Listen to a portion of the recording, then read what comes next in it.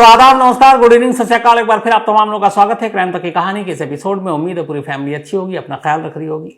आज की कहानी शुरू करूं उससे पहले आपको बता दूं कि कुकू एफएम ऐप पर भी तमाम तरह की कहानियां आती हैं, आपके मनपसंद की कहानियां, अलग अलग सब्जेक्ट की कहानियां। तो आप अपने शौक की कहानियां वहां सुन सकते हैं। क्राइम तक फैमिली के लिए क्राइम 50 है, डिस्क्रिप्शन पे लिंक है, उसमें ज़्यादा जानकारी है। और ऐसी तमाम अनगिनत कहानियों में एक कहानी है ठग बहराम की, जो शायद देश का सबसे बड़ा सीरियल किलर भी है। तो वो कहानी भी वहाँ मौजूद है। तो जब भी आपका जो सुनने का मन करे तो कुकू एफएम ऐप पर आप जाकर अपने मनपसंद की कहानियाँ सुन सकते हैं। अब आते हैं आज की कहानी के ऊपर। आज की कहानी थोड़ी डिफरेंट और बहुत सारे लोगों ने काफ़ी वक्त से, बल्कि अब तो मैं भूल गया, बहुत पहले पहले भी मेल आते थे और अभी हाल में बहुत सारे आए तो मैं टालता रहा, लेकिन मैंने कहा आज दिलचस्प कहानी है इसलिए आपको सुनाता हूँ। दुनिया के जितने भी राष्ट्र अध्यक्ष होते हैं, आपको ये पता है कि वो एक साथ ट्रैवल नहीं करते। जैसे अमेरिकी प्रेसिडेंट है, तो अगर अमेरिकी प्रेसिडेंट किसी सफ़र पे हैं, किसी दूसरे देश जा रहे हैं या अपने ही देश में जा रहे हैं, एक शहर से दूसरे शहर जा रहे हैं, तो वो एक ही प्लेन में नहीं बैठेंगे और एक साथ नहीं जाएंगे। इसकी वजह क्या है? इसकी वजह यह है कि अगर ऊपर वाला ना करे कोई ऐसा हादसा हो तो दोनों की मौत एक साथ ना हो, ताकि जो सरकार है, सिस्टम है, वो सुचारू रूप से चल सके ईजिली। तो इसीलिए एक साथ ट्रैवल नहीं करते। और ये बहुत सारे देशों की बातें हैं, अपने यहाँ भी है। जैसे जितने भी राष्ट्र अध्यक्ष हैं, प्राइम मिनिस्टर हो, प्रेसिडेंट हो, प्रोटोकॉल भी है। वो अलग प्लेन में जाएंगे, वो अलग प्लेन में जाएंगे। तो बल्कि ये भी है कि प्राइम मिनिस्टर की प्लेन में कौन कौन बैठ सकता है, प्रेसिडेंट के प्लेन में कौन बैठ सकता है, डूज एंड डोंट्स हैं। लेकिन एक साथ सफ़र नहीं करते हैं, इसीलिए कि अगर ऐसा कुछ हो, कोई हमला हो, कोई तकनीकी खराबी हो, तो जो पूरा शीर्ष नेतृत्व है वो कम से कम बचा रहे कुछ, ताकि उस क्राइसिस की घड़ी में देश को आगे बढ़ा सके। अब ये देश सरकार यहां तक तो समझ में आती है, बट क्या आपने कभी सोचा है कि कोई एक ऐसी कंपनी हो और उस कंपनी के पास एक ऐसा फॉर्मूला हो जो किसी को पता ना हो सिवाय उस कंपनी में दो लोगों को छोड़कर। और वो फॉर्मूला सिर्फ उन दो लोगों को पता नहीं है, बल्कि जिन दो लोगों के पास ये फॉर्मूला है, ये वो जानते हैं उसकी रेसिपी, वो दोनों कौन है ये बाकी लोगों को पता ना चले। मतलब एक तो फॉर्मूला सीक्रेट, ऊपर से ये फॉर्मूला दो लोगों के पास है, वो दो लोग कौन है ये भी किसी को ना पता हो। और वो दो लोग जिनके पास ये फॉर्मूला है वो सेम इसी तरह अलग अलग देशों के राष्ट्र अध्यक्ष की तरह, जैसे अमेरिकन प्रेसिडेंट और वाइस प्रेसिडेंट की तरह, कभी एक साथ ट्रैवल नहीं करेंगे, एक साथ सफर नहीं करेंगे। क्यों? अगर कुछ हो गया तो फिर फॉर्मूला तो उन्हीं दोनों को पता है, उन्हें ही मालूम है उन्होंने कहाँ रखा है और उसकी जानकारी क्या है। तो फिर आगे ये फॉर्मूला कैसे पहुंचेगा, कंपनी कैसे चलेगी? तो बहुत सोच समझ कर ये सारे फैसले लिए गए। आज भी इस कंपनी के इस फॉर्मूले को लेकर बहुत सारी बातें होती हैं। कोई कहता है बहुत ही खुफिया ठिकाना है, किसी गुफा में है, कहीं और है, किसी तिजोरी में है, मालूम नहीं इसका फॉर्मूला कहाँ है। मैं बात कर रहा हूं कोल्ड ड्रिंक, ये फिर ये कि हमारे यहाँ एक ऐड भी आया था, ठंडा बोले तो Coca Cola, Coca Cola company की। एक रिसर्च और रिपोर्ट ये भी है कि इस पूरी दुनिया में एक नाम जो सबसे ज़्यादा लोग जानते हैं, कोई भी एक नाम जिसके बारे में सबसे ज़्यादा पूरी दुनिया के लोगों को पता है, करीब 6 अरब आबादी है दुनिया की, और उन 6 अरब लोगों में से एक नाम जो दुनिया के ज़्यादातर अलग अलग भाषा, बोली, इलाके में रहने वाले लोग जानते हो, तो बताया गया था कि वो एक नाम है कोका कोला। कोका कोला से ज़्यादा नाम इस दुनिया में कोई जानता ही नहीं है। तो अब सोचिए कि ये कंपनी कैसी होगी। कोका कोला की पूरी कहानी क्या है, ये कैसे शुरू हुआ, कैसे आगे बढ़ा, और क्यों इसकी रेसिपी को इतना सीक्रेट रखा जाता है, ये सारी कहानी आपके सामने। लेकिन उससे पहले एक थोड़ी सी हल्की सी इसकी झलक बताता हूं। करीब 2 अरब बॉटल कोक के, अलग अलग उनके बहुत सारे प्रोडक्ट हैं, लिक्विड, हर रोज दुनिया में खपत होती है।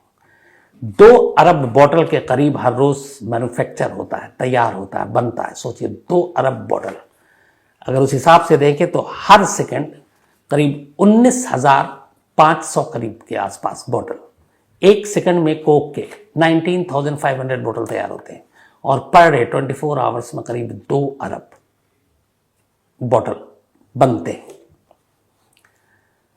दुनिया में जितनी भी लिक्विड पीने वाली चीज हैं उसमें 3.1% शेयर कोका कोला के अलग अलग प्रोडक्ट्स का है, जो लिक्विड फॉर्म में है। कई प्रोडक्ट्स हैं कोका कोला के, कई देशों के अलग अलग कोला कंपनियों को उन्होंने खरीद कर अपने साथ कर लिया। कहते हैं कि कोका कोला के इतने सारे प्रोडक्ट्स हैं लिक्विड कि अगर एक शख्स इस दुनिया में एक उनके उस प्रोडक्ट को पिए तो उसके हर प्रोडक्ट को पूरा कंप्लीट करने में, पीने में उसको 9 साल लगेंगे।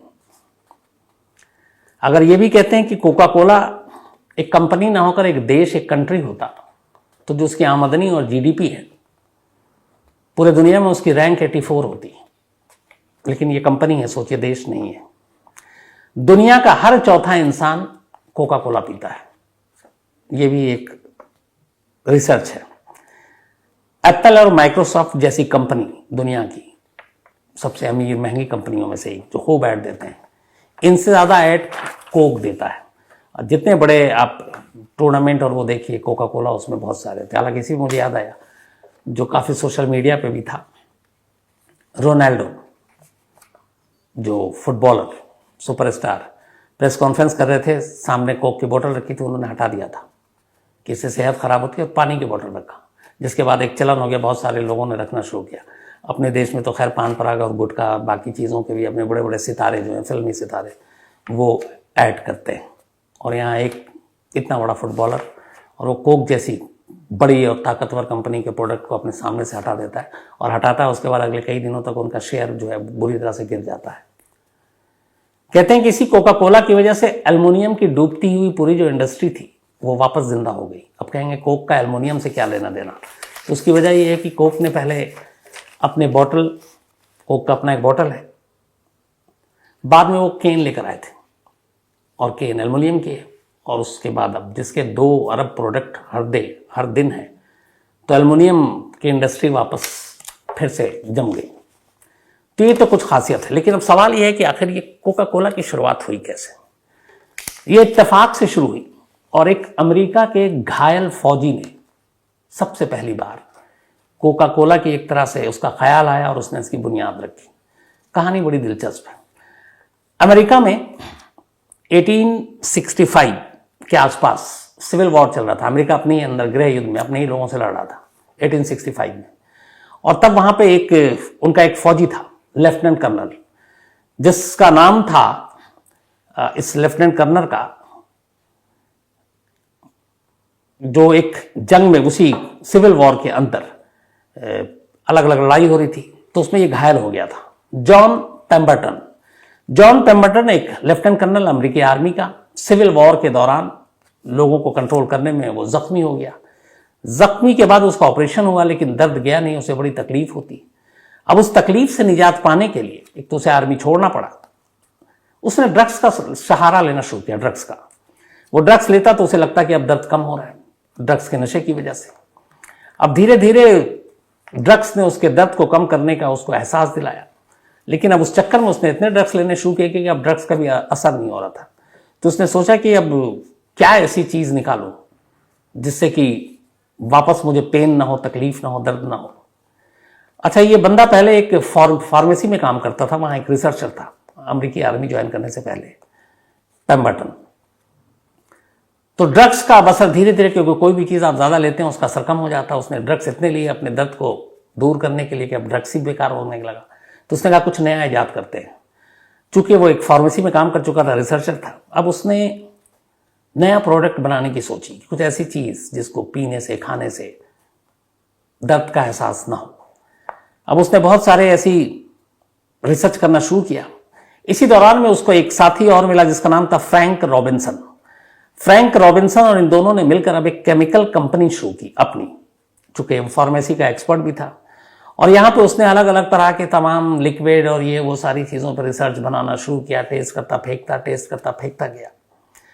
आखिरकार मई 1886 में इन दोनों ने मिलकर एक तरल पदार्थ बनाया, एक लिक्विड बनाया, और इसमें इन्होंने सोडा मिलाकर, बाकी उन्होंने जो अपना केमिकल और बाकी चीज़ें डाली, सोडा मिलाया और लोगों को टेस्ट करने के लिए दिया, खुद भी लिया।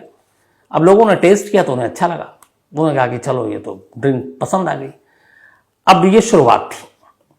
अब उसके बाद धीरे धीरे जब लोगों को पसंद आया तो इन्होंने उसमें बाकी चीजें मिलानी शुरू की, जिसमें कोक पत्ती, कोका पत्ती एक वहां पे उगती है, वो कैफीन वाले जो सिरप का नुस्खा था उसमें से कुछ नुस्खा इन्होंने उठाया और फिर इन दोनों को मिलाने के बाद अब एक नया ड्रिंक तैयार किया।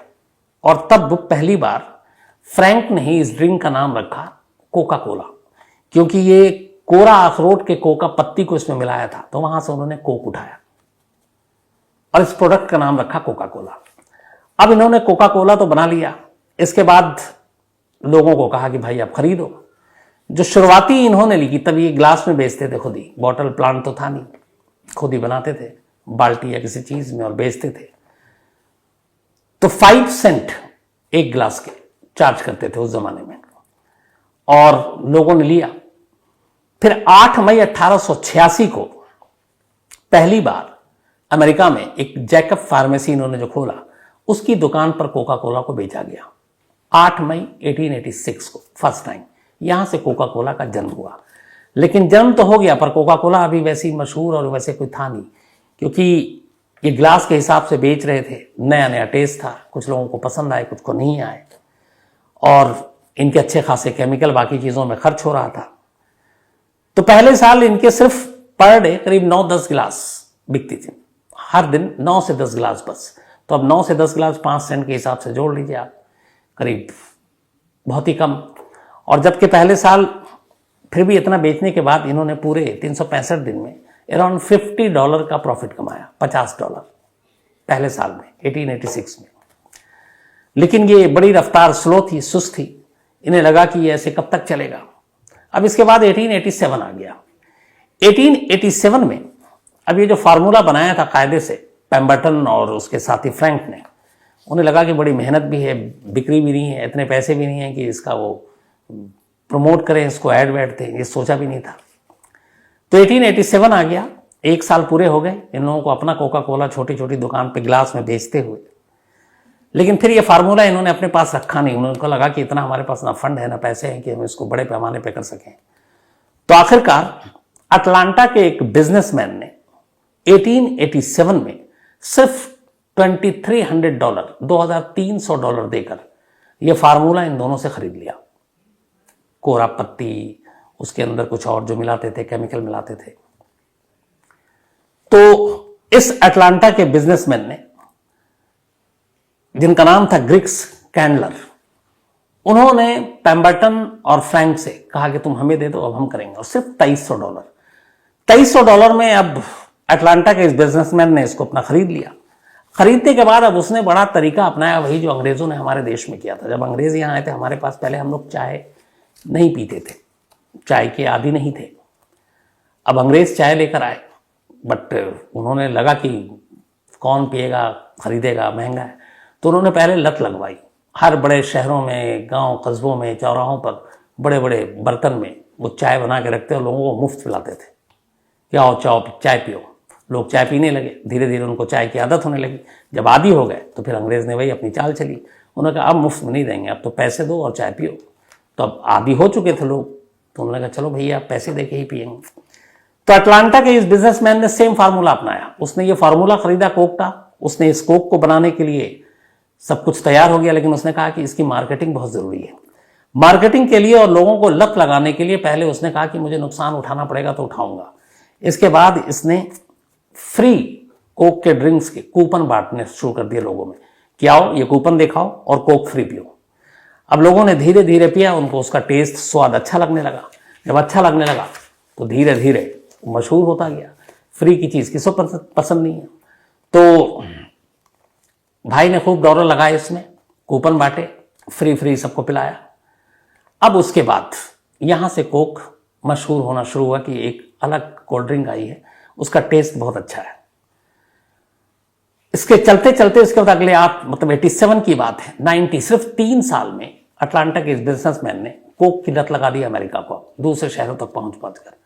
1890 आते आते अमेरिका के लोग जान चुके थे कि कोका कोला नाम का एक कोल्ड ड्रिंक है और उसका टेस्ट बिल्कुल डिफरेंट है।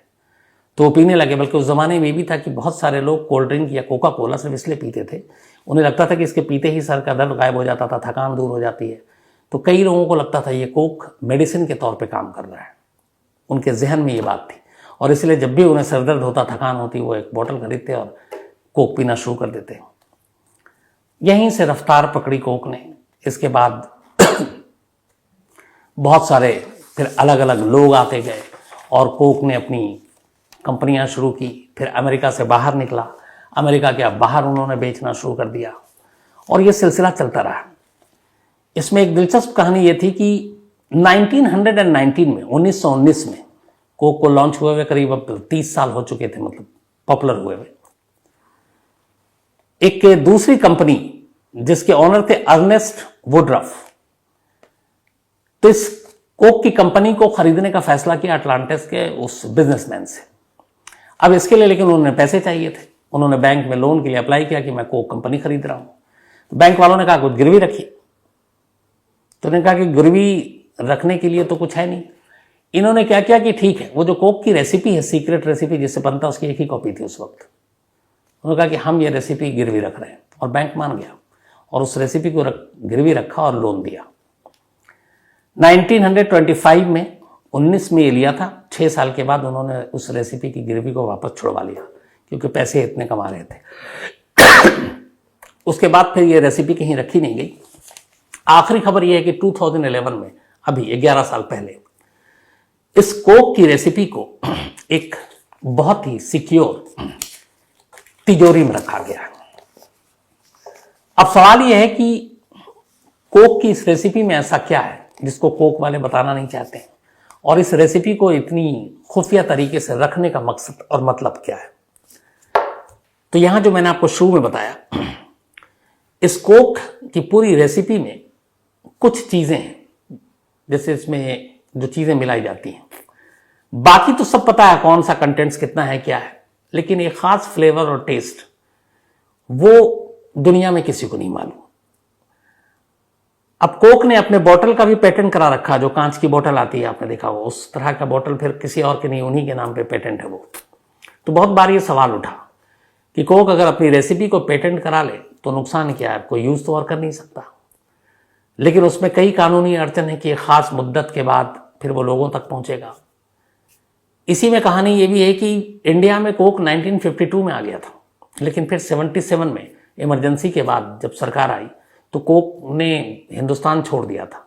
उसकी वजह यह थी कि कुछ नए कानून आ गए थे, और उस नए कानून के तहत कुछ ऐसी चीज़ें थी कि कोक कंपनी को अपनी जो है भारतीय जिसके साथ कोलैबोरेशन के साथ बेचना था, तो कुछ हिस्सेदारी उनको देनी थी।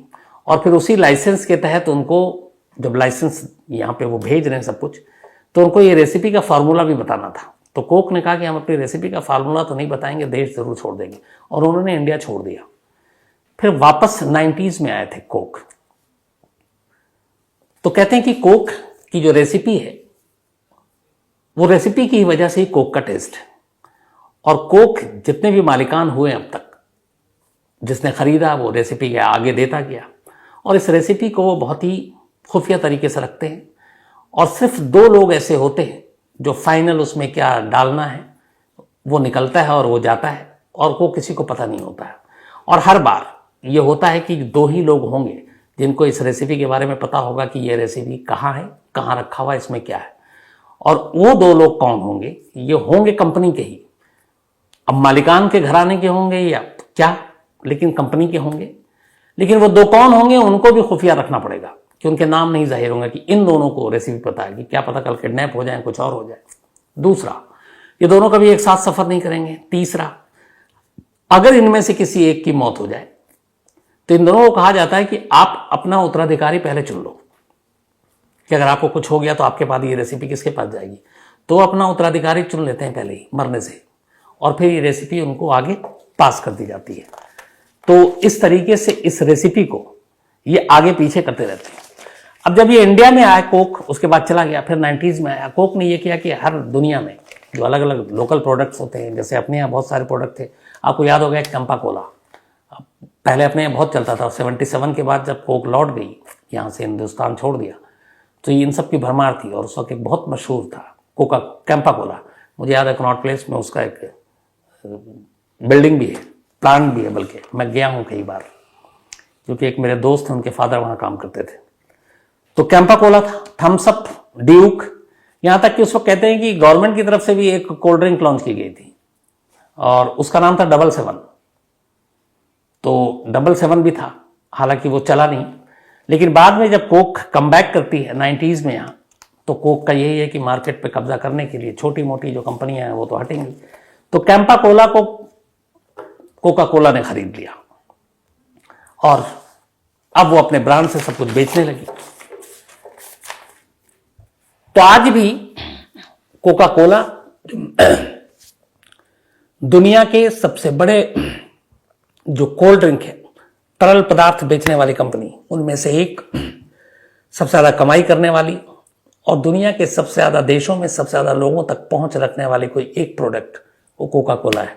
और इसीलिए कहते हैं कि शायद सबसे ज्यादा नाम जो जुबान पर है, चाहे वो अफ्रीकन हो, अमेरिकन हो, दूर दराज के हो, नाइजीरियन हो, पाकिस्तानी, हिंदुस्तानी, किसी भी देश का जितने आपको नाम याद हो सकता है, 200 से ज्यादा कंट्री, हर जगह इनकी दखल है। हाँ, एक नॉर्थ कोरिया में इसके ऊपर रोक है, कोका कोला के ऊपर।